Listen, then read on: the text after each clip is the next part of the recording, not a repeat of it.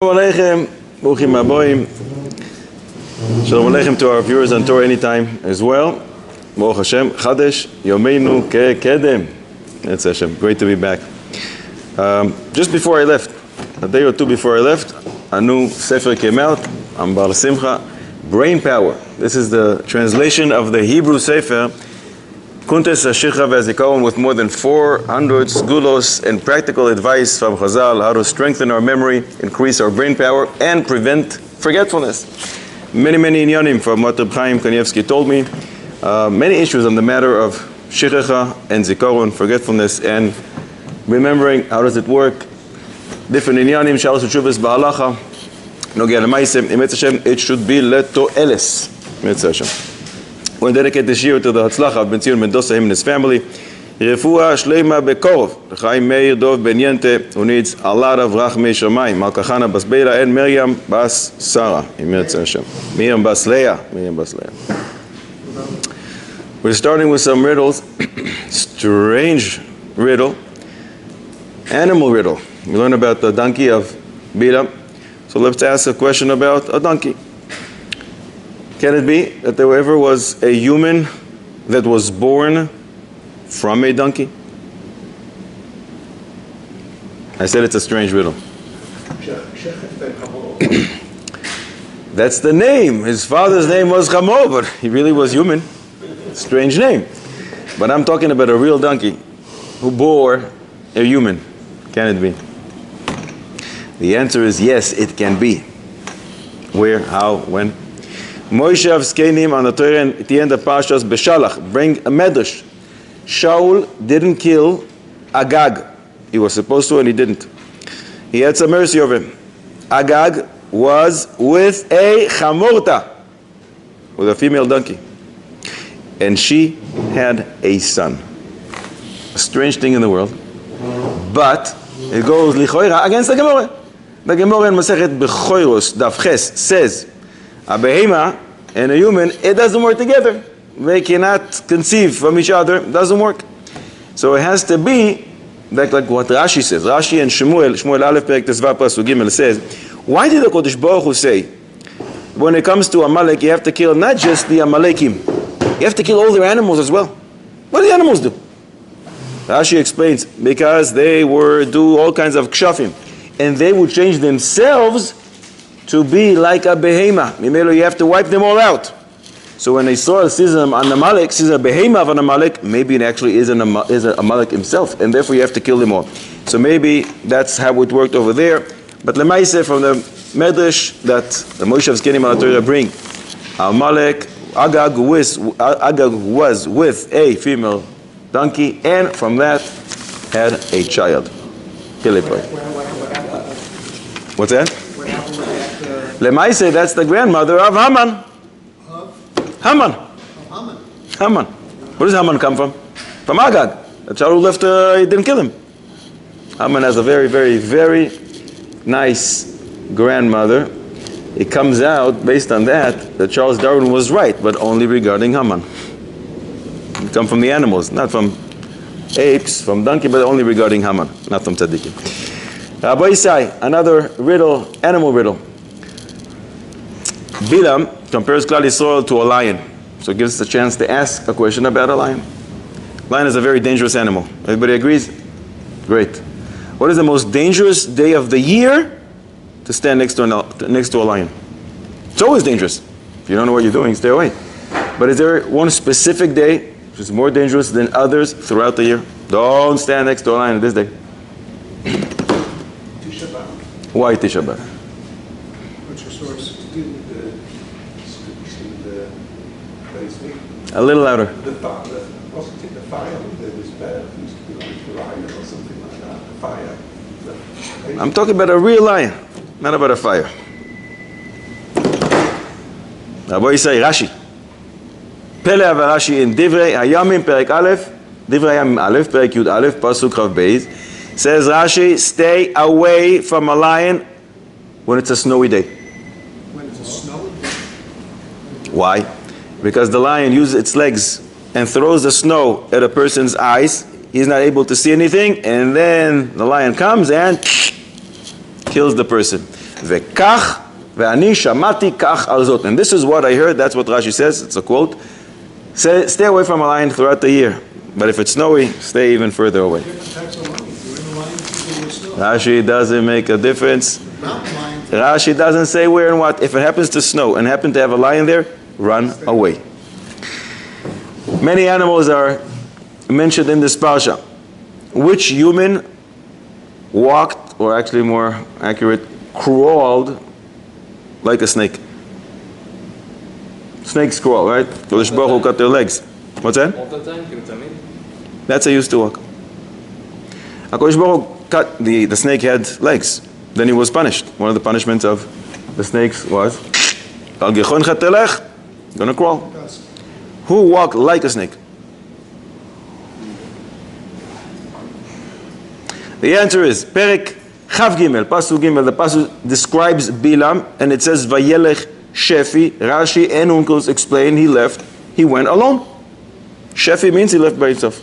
But Targum Yoinasan on that Pasuk says he would walk like a snake.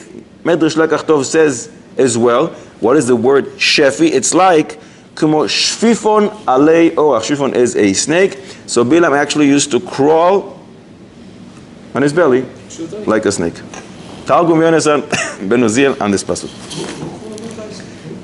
Targum Yoinasan Ben Uziel. Bilam. We have to judge people favorably. Everybody agrees?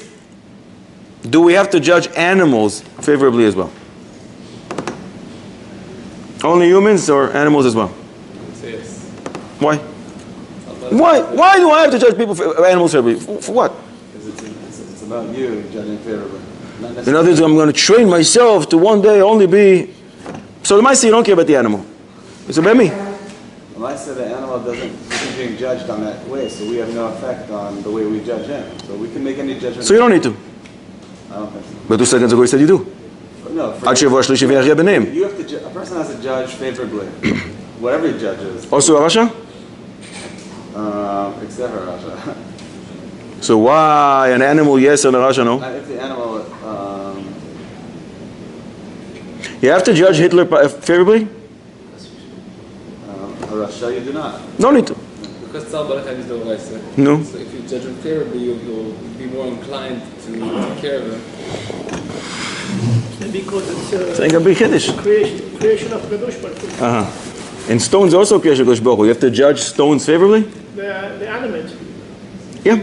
It's also creation of Kadosh Baruch Hu, right? A tree. To judge the tree favorably? Maybe some tzaddik is reincarnated in that tree. The less animate it is, the more it's Hashem that you're actually judging, right? I'm saying if a person is judging a rod, Inanimate objects are not a Kadosh Baruch Hu's creation? they don't have free choice though, to do anything themselves. And the animal has free choice? Not really. Has instinct. Right. So what's the Right? difference? So I'm saying, no, the less human they are, the less we should judge them. It makes sense. The less judgment. So a regular cat you see in the street, you have to judge it favorably? You're saying yes? No, I'm saying no, only for yourself. It's for yourself. But the mice, it comes that you do. Because you're not going to train yourself to do it. You're saying a big Kiddush. You have a source? You have a big Kiddush here. Everybody agrees you have to judge animals favorably? Not everybody agrees. What's that? What about the Pasha? Bilam should have judged the Aton. Why? Balak says, not the... Says Sefer Hasidim. Carries a lot of weight. One of the Rishonim, Rabbi Yehuda Chosid, Simen Taf Reish Samech Ches. Vayomer elav Malach Hashem. And the angel turns to Bilam and asks, Al ma hikita tazonecha? Why are you hitting your donkey? And why not? Why not? The donkey is not moving. The donkey is mine. Why can't I hit it? Says Sefer Hasidim, Yachol lo yakea kshe'en hamasa alea kaved ve'ina rotza lalechet bechach. It's not like it's carrying a lot of weight. Bilam, I don't think he's a very big fellow. He wasn't very heavy. Why are you not moving? Why am I not allowed to hit it? What did I do wrong? He's allowed to hit the animal. Says the Sefer Hasidim. It says, Zeh shalosh regalim. The angel continues, says, why 3 times? For that, you're punished. Normally, you know this donkey for years. You have this. You own this donkey. You know that every time it walks. You tell it to start walking, and it does. And why didn't you think maybe it's sick today? Maybe it has an intestinal problem. Maybe it has a leg, pain in its leg. The knees are not working. Why did you not judge it favorably? But tremendous chiddush. Comes out from Sefer Hasidim here. You have to judge the animals favorably. You're allowed to hit if it doesn't do what you expect it to do. But when you know everything has been okay for years and it always does what you expected when you request it, today it doesn't, why did you start thinking, oh, maybe there's a problem? It continues Sefer Hasidim and says, and so too at night, when the behemoth starts snoring, you should know it's because the behemoth saw some kind of a angel, some kind of a damaging force, and because of that it doesn't want to walk. You shouldn't be grateful and don't hit it. And how much more so to one's wife? You should think, says Sefer Hasidim, if you would be given into somebody else's hands, would you do this to some? Would you want somebody to do this to you? And a person who has a good slave, and he becomes poor, and now he has to sell this slave, should not sell the slave to a cruel person because that person is going to hit him with no good reason.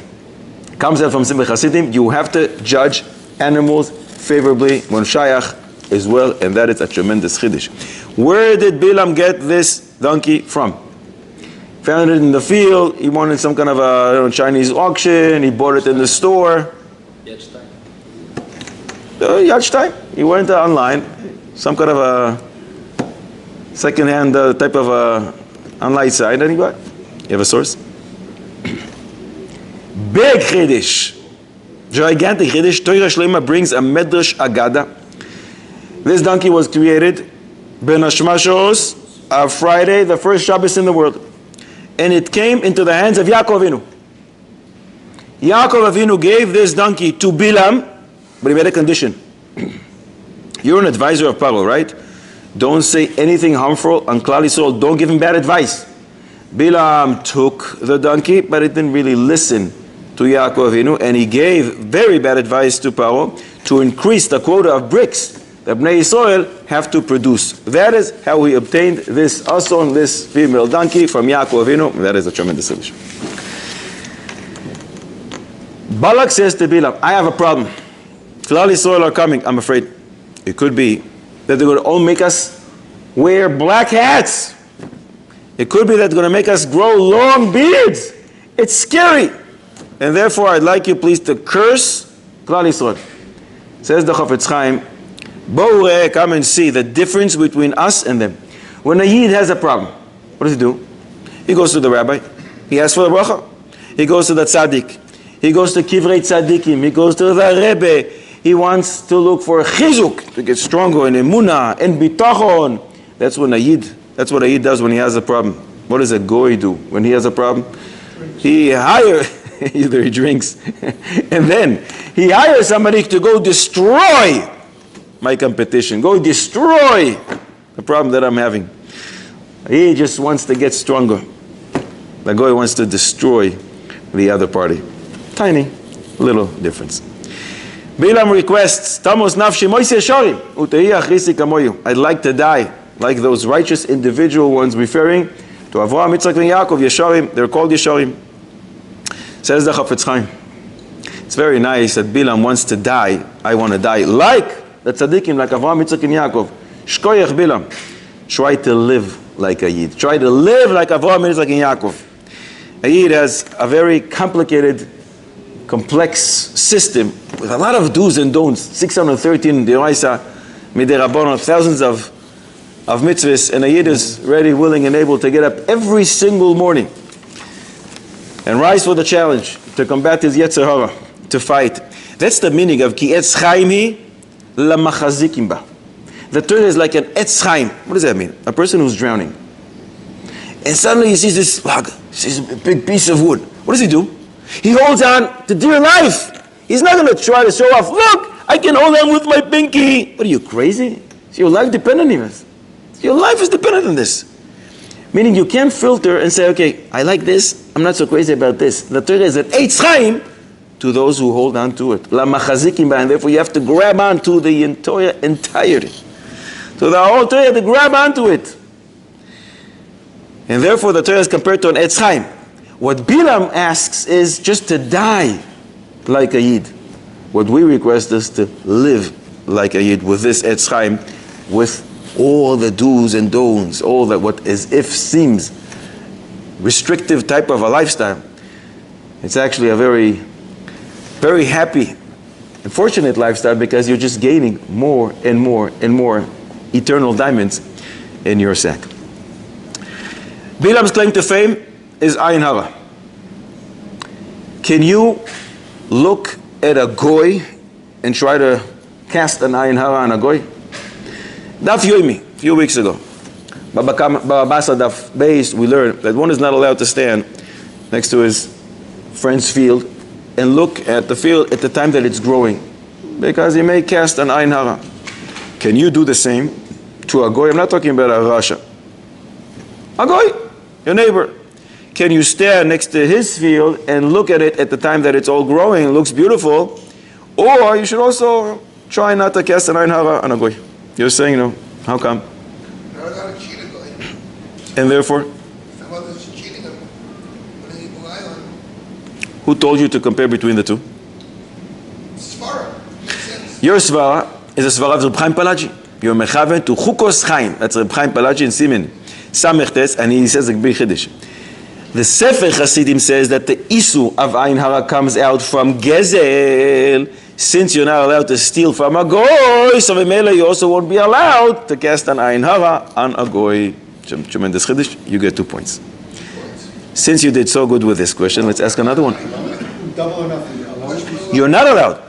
Just not. Chukos Chaim, Reb Chaim Palaji says the Sin Sefer Hasidim says that the reason for Ayin Harah not casting an Ayin Harah is coming from the issue of gezel.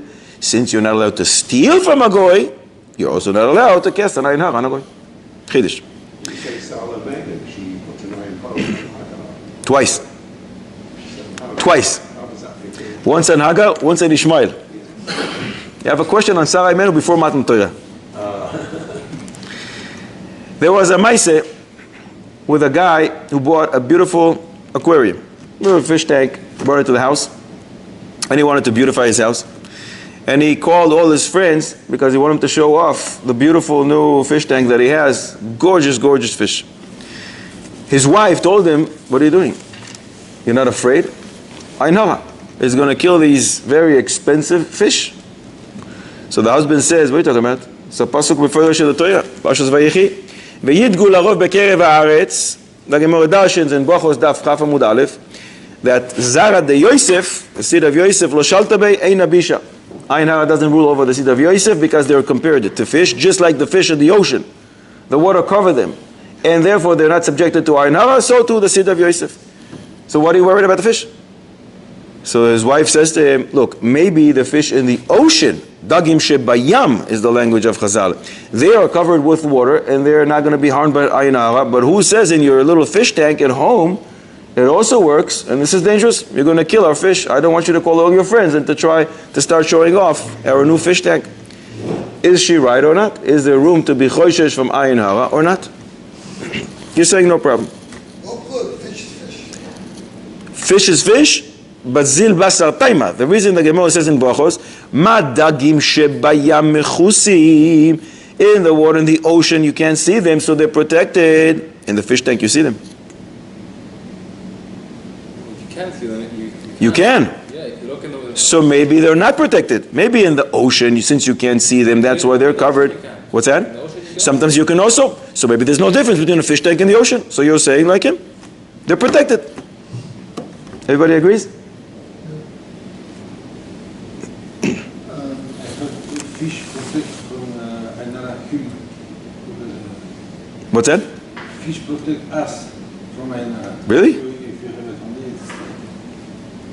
But can the fish itself be harmed?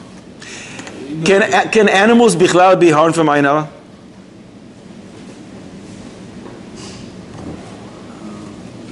Are animals subjected to Ayin Harah? Yes, if the field of the goy can be... The field. Field and humans... But that's because it's the goy's asset. Shabbos Daf Nun Gimel Amud Aleph. Animals and asset of a good. If the animals All animals are assets. Sometimes they're animals is hefker. Then it's not subjected. No. Who told you? No. Shabbos Nun Gimel Amud Aleph. We learn that you're not allowed to take the horse on Shabbos carrying the fox's tail. They used to have a fox's tail, which was like a sgula. You put between the eyes of the horse. It's a sgula, not for the Ayin Hara, not to rule over the horse. Which means, yes, animals are subjected and can be harmed from Ayin Hara. It says you put on the horse this little tail of a fox between its eyes to protect it from Ayin Hara. That means an animal also can be damaged from Ayin Hara. Chidish. Sefer Toyas Chaim, it's a Kadmon, I think about 400 and something years ago. Bab Metzia Daf Pei Daled Amud Aleph asks, it seems from the Gemara in Brachos we quoted before Daf Chaf, it's because the water covers the fish and you can't see them, that's why Ayin Hara doesn't rule over them. But sometimes, as you said many times, you look in the water, in the ocean, and you do see the fish. So Toyas Chaim explains why is it that the fish are protected. The Ayin Hara comes out, this is stuff that we don't exactly understand how it works, but from the person who's casting the Ayin Hara, from his eyes, there's some kind of a damaging force that goes to the subject of his Ayin Hara. But as long as something like a mechitza, something that covers, something that protects it, that's something that shields a mechitza between his eye and that item, in this case the water, whether you see it or not, it will be protected. The bad flow cannot reach this thing and cling to it. And that's why Ein Abisha, Ayin Hara, doesn't rule over fish in the water, even though you can see them. Mimele, that's why in our Parsha, Balak says to Bilam, Efes katsehu tir'eh. You'll only be able to see the edge of the camp of Klal Yisrael. Meaning, what you're trying to do using your Ayin Hara will not be able to harm Klal Yisrael, because you won't be able to see the entire camp. You'll only be able to see the edge. The koyach of Ayin Hara is not going to be able to damage them.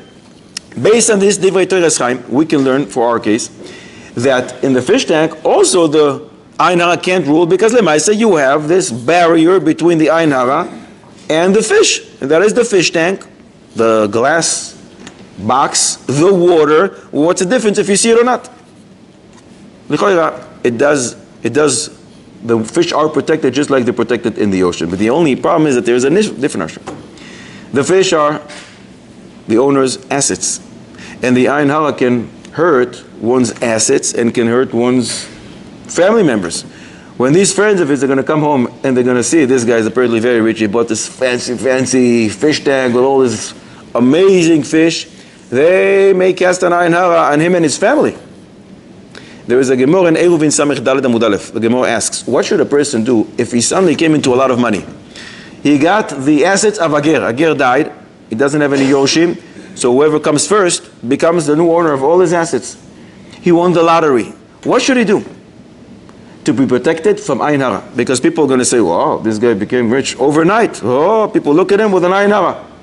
The Gemara says he should use some of the money for a mitzvah. He should buy a Sefer Torah. He should buy tefillin. So based on that, we should recommend to this guy, if you want to make sure that you're protected from Ayin Hara, instead of beautifying your house with a new fish tank, beautify your house with new shelves and new sfarim. Buy a lot of sfarim. I don't think anybody is going to be envious of you if somebody will, so you can do the same and go buy Sifrei Kodesh. But potentially that could be a better idea than a fish tank. But if he does have the fish tank, lichoira, from the Ayin Hara, the fish are protected. Not so sure about him and his household members and his assets. Is this the reason why you see them sometimes call their children official? It comes from this like protection against Ayin Hara. Don't know. I think last year, Shir, we shared a few sgulos to be protected from Ayin Hara. We didn't bring this one. I'm not familiar with a source that says official is a sgula to be saved from Ayin Hara. If you find one, let me know. Don't we have From when Mashiach comes, are we going to be sitting at Sudan with the lavasa, the big fish that was created for us to eat when Mashiach comes? And therefore? And therefore, that ends all the Ayin Hara, because there won't be any more Ayin Hara. Not connected to the fish. At that time, for sure, there's no Ayin Hara, because Yetzer Hara diminishes, and Yetzer Hara is what causes people to cast an Ayin Hara. But that's where we'll be eating that fish. Also going to be sitting in the sukkah. We're going to be sitting in the sukkah made from this Leviosan's skin. Okay, I don't know if it connects to the Ayin Hara, but Basa Ayin Hey is the source. Can a person... You know what you mentioned earlier about putting the tail in the eyes of the horse? Isn't this something which we shouldn't get involved in. This is a Gemara. When something appears in the Gemara, it carries a lot of weight. We don't do the segulos that appear in the Gemara today because we don't know how to do them. That applies to the segulos of refuah and many other segulos that we don't really know exactly how it works. Tosfos and Gittin already speaks about it. But when Chazal says something, it carries a lot of weight. Obviously, they knew what they were doing. There's a store that uses a picture of a cute kid, puts it behind the glass as a marketing. Cute kid, puts it there as a PR. The father of this kid one day walks in the street and he sees a picture of his own kid. So he goes into the store and he says to the store owner, I want you to take it off. I'm afraid of Ayin Harah. People are going to come here. My kid is really cute. And that's the reason you put him in your store, in the picture. People are going to look at the picture and cast an Ayin Harah. Does it work?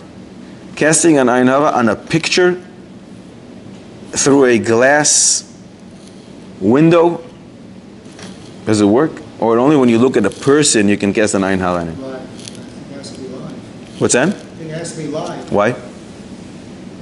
Otherwise, it's not reaching the source. It's not. So both Rabbeinu Yoina and the Torah Chaim I quoted before explain that the bad flow from one's eyes go and clings to the subject of the Ayin Harah, but once there's a barrier of some sort, it doesn't work. That's why the fish are protected.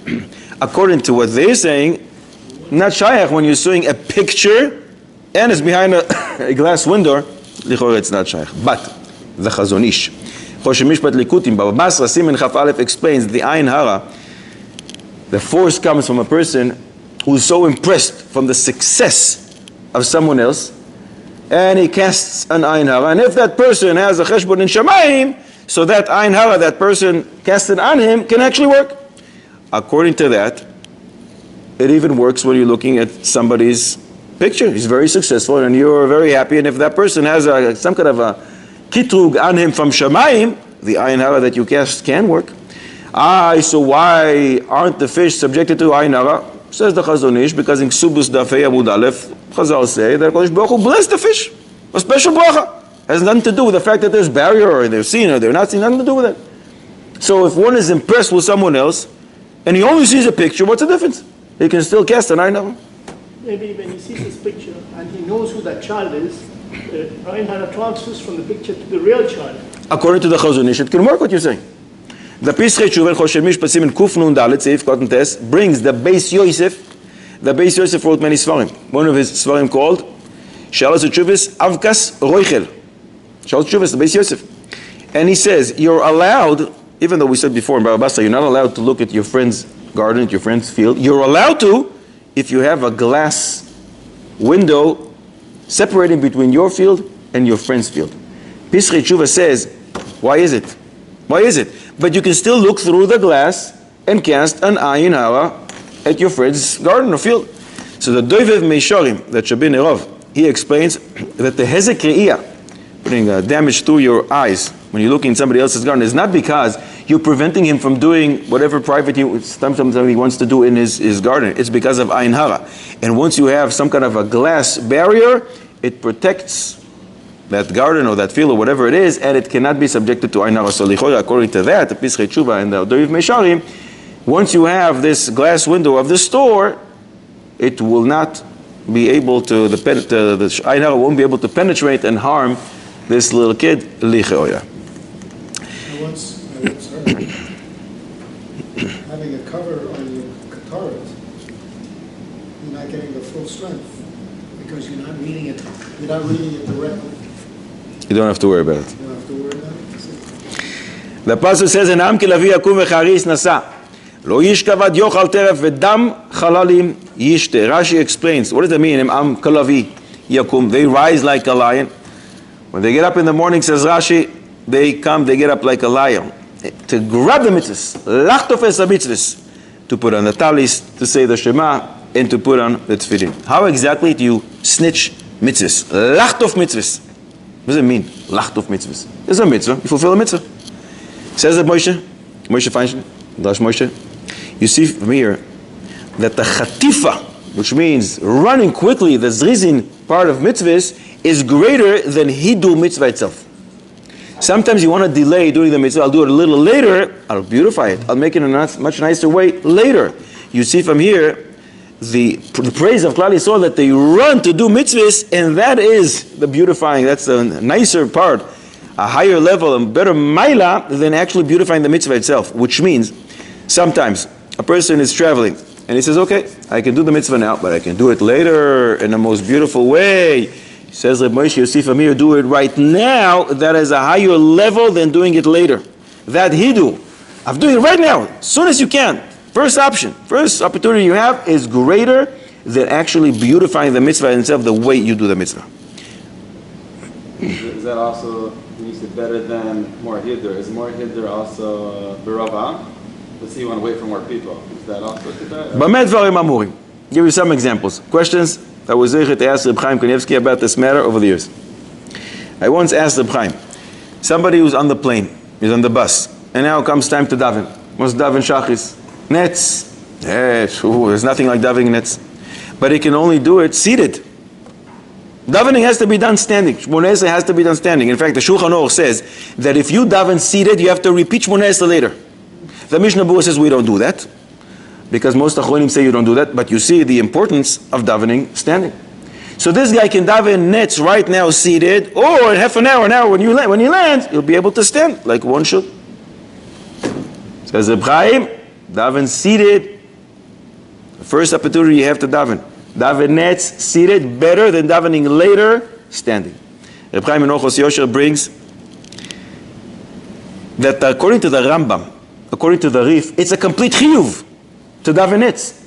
And one who doesn't is called a person who's oiver divrei chachamim. We don't paskin like that.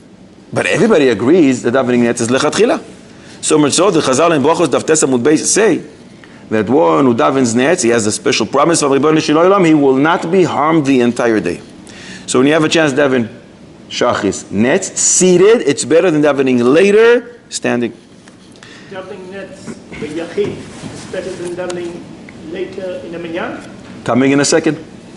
But before that, an Avel asked me, he always davens Neitz. Now he's in the year of Avelus, and where he lives, there's only one minyan for Neitz. And there's already a chazan there, and he cannot be the chazan there. Should he continue davening Neitz?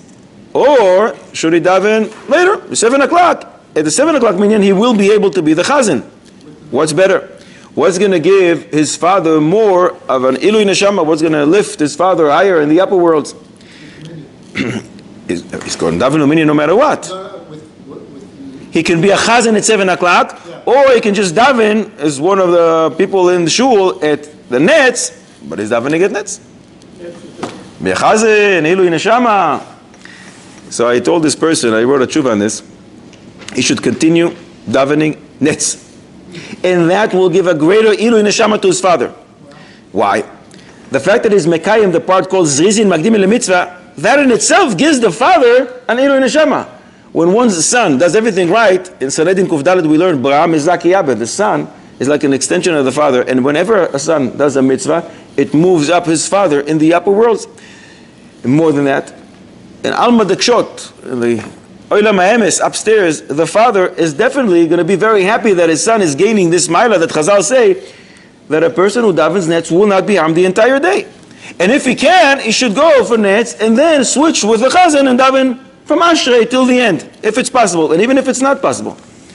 So then this guy asked me, so what if I'm stuck in a place that there is no Neitz? There's a 7 o'clock minyan and the 8 o'clock minyan. 7 o'clock, there's already a chazan. I can wait. I'm not going to daven Neitz anyways today. So I can daven at 7 o'clock and not be the chazan, or I can daven at 8 o'clock and be the chazan. Same answer. 7 o'clock and don't be the chazan. Why? Because we said before, lachtof es ha-mitzvahs, to grab the mitzvahs, zrizin magdim in mitzvahs is greater. I asked Reb Chaim if he agrees to these both answers, and Reb Chaim said yes.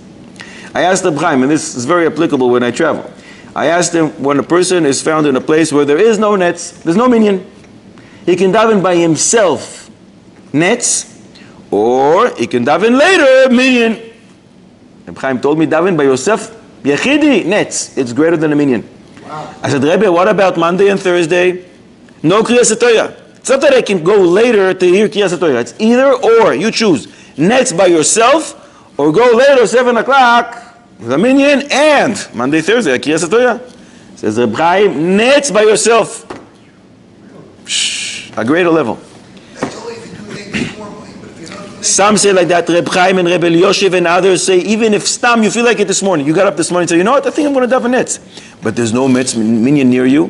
Daven Neitz b'yechidus, even though it's not what you normally do. Reb Chaim and Reb Elioshev and others as well say, it's better to daven Neitz b'yechidus, even once, than to daven b'minyan. What if the kavanah is better than the shul?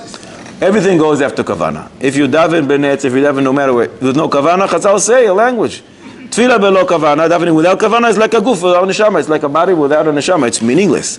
So everything goes according to the kavana. But when you can produce a kavana here and there, netz b'yechidus adif. That's what Reb Chaim told me many times. What happens if you got a chiyuv to say Kaddish for your father? You're saying the holy Kaddish, right? So you don't Neitz alone. Or daven later. Daven Neitz alone and go later to the minyan and daven and say Kaddish. The Gemara says in Baba Kama, Tzadi Aleph Amud Beis. The ruling about the Ovel, better to go to Neitz when you need it, if you can't be husband. That would apply on the dot side as well. It's different. It's the same thing. Sure, same idea. That's the greatest Ilul Neshama when you're doing the right thing. And the right thing is daven Neitz. It's Rizin Magdim and Mitzvahs according to everybody. And it's a Chiyuv according to the Rambam and the Rif. Which we don't pass on that, but you see the weight. What if it's either The basis it brings them. What if it's either or? If he davens Neitz, he won't be able to say Kaddish. Daven Neitz. Call someone and ask them to say Kaddish if you can't do it. Daven Neitz, nothing like it. Can a person take off on Shabbat and go 8 at Alina? Say it again. All week he goes Neitz, Shabbat he won't sleep. Is it okay? Sure. He can also, No. he can daven the, Once a week, take off from Neitz. he's not obligated to daven Neitz. He's not obligated. If he wants to, he can. There's a machlokes in the Rema. I think in Reish Pei Aleph or Reish Pei Gimel. On Shabbos, do you have to daven later or you have to daven earlier? The pasuk about Korban Tamid says every day you have to bring Korban Tamid babokir, in the morning. But Shabbos it says twice babokir. Babokir. So does it mean you have to go extra early, or it means you can go a little later? And the Rema brings it, and that's why most minyanim are a little later on Shabbos than on weekdays. But one, of course, can, but he doesn't have to. But when he does, daven Neitz, whenever he decides to, on Monday, on Tuesday, or on Shabbos, whenever it is, he gains the great mila, against the great promise that he's not going to be harmed, and he's doing this Rizin Magdim LeMitzvahs according to everybody. It's a lechat chila. The backlogish you have here about what time Neitz is in the air. So it doesn't matter whether one you choose is good enough for that. Whatever you choose is good. I asked once Reb Chaim, in the same shul, can you have the Neitz Anire and the Neitz, the astronomical Neitz, in the same shul? 12-minute difference here in Bet Shemesh most of the time. Is it Lois is going to do? Reb Chaim told me no problem. Both shitos are valid. Baba Kama Zaf Tzadi Aleph Amud Beis, we learn that if one shechza behema, he has a new mitzvah. What is this mitzvah now? After the shechita? Kisur yadam. You have to cover the blood. What if I shechted a behema and somebody quickly came and he stole the mitzvah from me? He covered the blood. What happens to this person? How much does he have to pay? 10 gold coins. When you steal somebody else's mitzvah, it's not just applicable to shechita. You have to pay 10 gold coins. The Chosh HaMishpat rules this la'alacha, Ilchos Nezikin, Simen Shin, Pei, Beis, Seif, Aleph. Great. Based on this, I once asked Reb Chaim the following question. It's a guy who's going to shul in the morning. The shul has a lot of windows. It's all glass, so you can see exactly what goes on inside. There's 9 guys inside. This guy's walking to shul in the morning, and he sees there's an old guy in front of him. And he's not going to get the mila of being one of the 10 guys. So he starts running, he passes him because he's much faster than this old guy, and he's able to go in. Is this considered also that he stole his mitzvah and he has to pay him 10 gold coins? I will give him a discount, 8 gold coins. Is it considered that he stole his mitzvah and therefore he has to pay him? The old guy can't walk fast. It's a big Indian. It's a big Indian. He didn't steal. What's that? He didn't steal anything. Why not? He doesn't have anything. Oh. Until he gets in. So Abraham says no problem. Mutar. Why? When I shecht it, it's my mitzvah. The kisur yadam belongs to me. Why are you taking my mitzvah?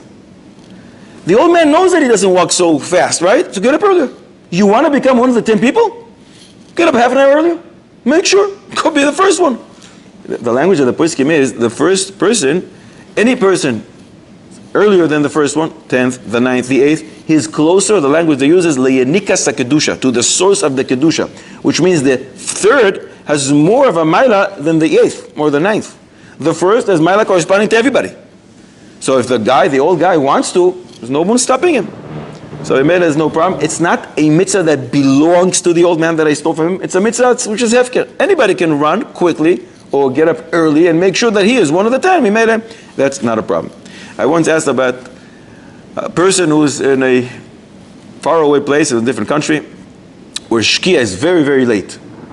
He's there with his 10-year-old son. So he can take his son to daven Shachris, or he can take his son to daven Mincha Ma'ariv. They daven in that place Mincha, and 5 minutes later Ma'ariv. So he gains 2 for the price of 1. Or only Shachris. He can't go to both with his son because he's a 10-year-old. Shkia is very, very late. It's not Shayach. You can either wake him up early, or you can keep him up late, but you won't be able to do both. Not Shayach. So what should I choose? Shachris, 1 tefillah, but there's Kedusha, there's Kriyas HaTorah, or Mincha Ma'ariv, 2 tefillahs. Mincha you get another Chazal Sashatz, another Kedusha. Hai Minai Adif, which one is better? What do you say, Rabbi? Shachris. Why? More mitzvahs. Why more mitzvahs? Much more bigger tefillah. Ma'ariv is What bigger tefillah and mitzvah there is Psuki de Zimra? Because it's longer and you don't have it in Mincha Ma'ariv, what mitzvah do you have? You say it at home by yourself as well. The kid is going to say it by himself. What bigger mitzvah did he get because he came to a minyan? Starting the day. more Kaddish. What's that? More Kaddish.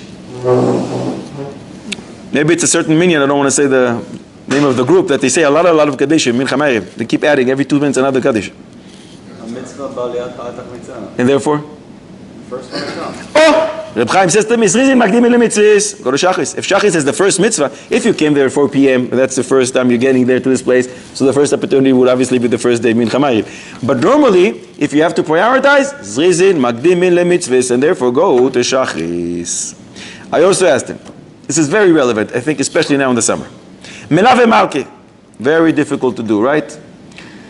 For Reb Chaim it was very easy, actually. He davened Shachris, Neitz. Right after that, the second Suda of Shabbos. Then he davened Mincha, the first possible moment, was it 1:30 p.m. And then he ate Shalishudas. Motzi Shabbos comes, you're already hungry. There's no problem, and he can eat Melave Malka. But what about us, people who don't do that? You're eating, especially now in the summer, you're eating Shalishudas at 6, 7, 8 p.m. Motzi Shabbos comes, you have to eat Melave Malka. So there's a person that he can't eat bread Melave Malka. Melave Malka, lechatchila, should be done right after Shabbos ends. If he waits 2 hours, he'll be able to eat bread. If he doesn't wait 2 hours and he eats right now, Motzi Shabbos, he won't be able to. He can only eat something else. Mezoin is something else. Hai minai wadif, what's better? To do it the right way with bread, but 2 hours later, or Motzi Shabbos, immediately Motzi Shabbos, but not with bread. Reb Chaim says to me, Zrizin Magdimin, which means forget about the bread. If you can't eat bread, you can't eat bread. Zrizin Magdimin, do it at the first opportunity possible. Isn't it better to daven mincha before Shkia rather than daven the early mincha? According to most, yeah. Where do you draw the line? I'm sorry, say it again? Isn't it better to daven before Shkia, mincha before I'm sorry, I thought you were you're talking about mincha before Shalishudas or after. Lichora, from the language of the Shulchan Aruch, yes. Reish Lamed Gimel. Better to daven mincha before Shkia. But many Gedolei Olam davened dafka mincha gedoila, the first possible moment. Aruch HaShulchan, Reish Lamed Gimel Seif Yud Beis, brings Sefer Aruch. Aruch is one of the Rishonim, that says, you know why there is a lot of poverty in the cities of Edom? Because they daven mincha ktana, because they daven mincha near Shkia. Why? It says Shachis, you get up in the morning, you didn't start your day, it's not a problem, you daven. Ma'ariv, you finish your day. But mincha, who wants to stop in the middle of my business day? I have clients. So people wait until they finish their work and then they go daven. So they prioritize their money over davening, says the Aruch, one of the Rishonim. That's why they have poverty. Mida keneged mida. If you stop in the middle of the day and you show Kodesh Baruch Hu, I want to come daven to you, even though I have some clients now. I'm going to close the store. That's what Sefer Aruch says. Many reasons for the different Gedolei Olam, including Chazon Ish, Reb Chaim, and many others that daven early. You're not allowed to start a big meal before mincha. So if you want to eat, you have to daven. So you daven early. In many yeshivas, they daven mincha gedoyla because it doesn't work with their seder of eating and the sdarim. They don't want to stop in the middle of daven. And learning is the oraisa, davening is only the rabbanon. So there's many reasons why to prefer or to be able to daven mincha gedoyla. According to Shulchan Aruch, lichoira, the better way to do it is mincha ktana. But lechatchila, according to many rishonim as well, you'll be able to daven mincha gedoyla as well. No problem. It's a situation in place, weekday place, where actually it's quite a range of minchas. You have the first mincha at 1:30 and the last one at 4 o'clock. You have 5 or 6 minchas. Is there any put to which you go to? If you're already doing mincha gedoyla, zrizin makdimi lemitzvahs. Either you go with Shulchan Aruch, Pashtus language, which means close to Shkia. That's the source of this halacha. Or you're doing mincha gedoyla. If you're doing mincha gedoyla, first possible option. Person wants to go to sleep. There's a problem if you're going to sleep if you didn't have mincha yet. So if he wants to take a nap, he wants to eat, it's better in that case to daven mincha unless he has a shomer. Mincha is after the Korban Tamid, which would not close to the sunset. So if it's connected that, you should daven later. But from what time are you able to start bringing Korban Tamid? An hour and a half, 5 minutes. When did they bring Korban Tamid Erev Pesach? That was only once a year. Right? That was only once a year. All the Rishonim discussing for the reasons that I gave, they allow to daven mincha. Some Rishonim say it's lechatchila. But Shulchan Aruch says no.